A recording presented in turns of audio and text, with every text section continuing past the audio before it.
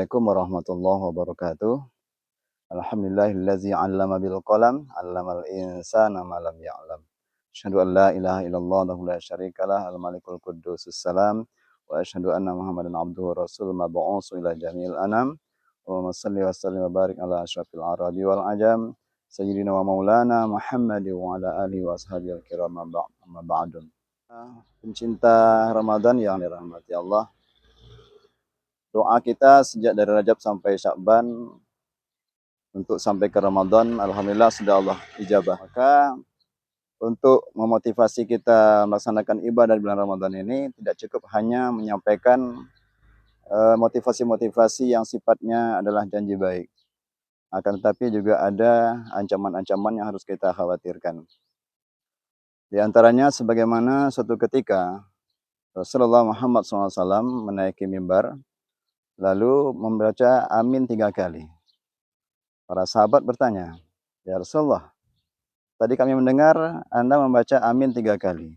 Sementara kami tidak mendengar ada orang yang berdoa." Apa jawaban Rasulullah Muhammad SAW?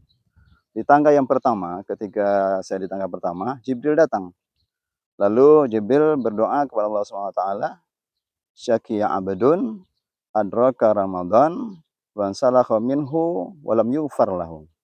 Apa kata Jibril? Celakalah orang yang dia mendapati Ramadan, bahkan dia melewati Ramadan itu, akan tetapi dosanya tidak diampuni oleh Allah Subhanahu wa taala. Nah, ini ancaman buat kita. Selama ini mungkin orang menggiurkan dengan hanya janji-janji baik berupa bulan berkah, bulan penuh maghfirah dan sebagainya.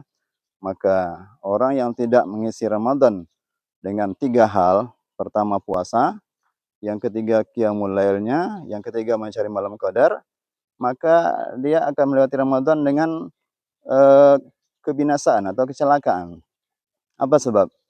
Dalam sebuah hadis Rasulullah Muhammad SAW juga bersabda, "Man shoma ramadhana imanan wa ihtisaba, ghufira lahu ma taqaddama min dzambi." Hadis ini jelas menyatakan bahwa siapa yang puasa Ramadan dengan penuh iman dan ikhlas, nah, diampuni dosa yang telah lalu. Yang kedua, man qama ramadhana imanan wa ihtisaba, ghufira lahu ma taqaddama min dzambi. Siapa yang mendirikan malam Ramadan dengan tarawihnya, dengan iman dan ikhlas, diampuni dosa yang telah lalu. Yang ketiga, man qama lailatul qadri imanan wa ihtisaba, ghufira lahu ma taqaddama min dzambi.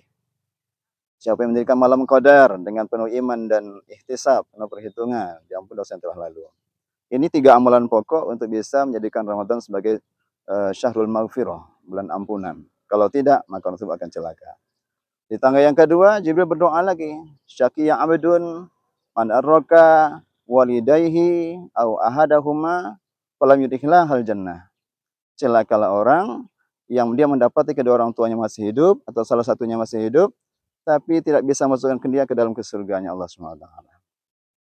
Maka oleh karena itu, mari kita jadikan orang tua kita sebagai pembuka pintu surga kita. Caranya bagaimana?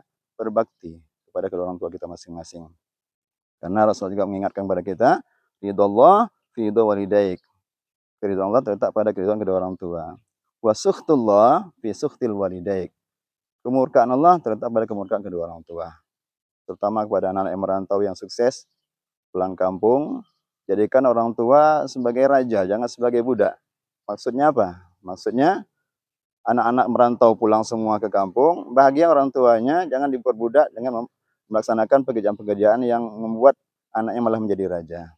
Kemudian yang ketiga, apa doa Jibril di tangga yang ketiga?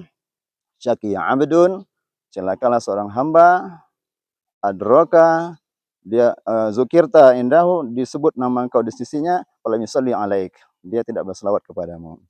Maka yang ketiga ini adalah kenekan kepada kita, ketika nama-nama kita disebut diiringi dengan bacaan salawat sallallahu alaihi wasallam. Ini mungkin yang perlu disampaikan di lembaran Ramadan kali ini. Ramadan berkah, iman bertambah insyaallah. Billahi taufiq wal hidayah. Assalamualaikum warahmatullahi wabarakatuh.